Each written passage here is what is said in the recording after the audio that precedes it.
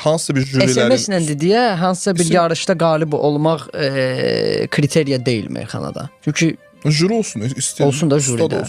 Jüri ilə səs vermələr indi olmur axı. İndi məsələn hansı kanal razılaşır ki, orada gəlsin 4 dənə məsələn ustad meyxanaçı otursun 4 nəfər və o SMS-siz. SMS pul gətirir. Adamlar məsələn uduşa maşın qoyurlar.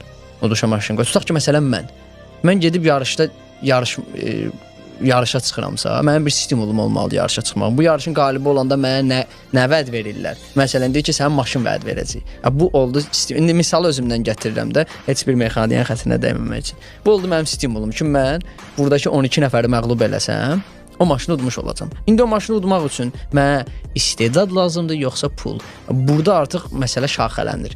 Pullandısa, deməli yarışı udmağın heç bir mənası yoxdur. Sən bir meyxanaçı olaraq o yarışı udmursan. Sən sadəcə pul olan adam olaraq udursan o maşını. Pulun var deyə sən o maşını uddun, meyxanaçı olaraq yox. Elə bil ki, sən də dəyişmir. Tutaq ki, sən oynaq qafiyə deyə bilirsən. Sınıq salxaq meyxana deyə bilirsən, fərz eləyə. Sən də sən məndən yaxşı meyxana deyirsən.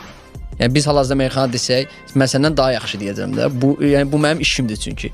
Və sən sadəcə pulun var deyə mən sən orada məğlub oluram. Bu nə qədər ədalətlidir. Sən ağzına gələni dedin, çaşdın, səhv elədin, təkrar elədin, SMS vurdun, utdun. Düşdüm də, amma bütün dünyada bu belə gedir. Bildim də, yəni bütün dünyada bunun belə getməsinin mənim dediyim fikrin təqzib eləmir. Yenə də mənim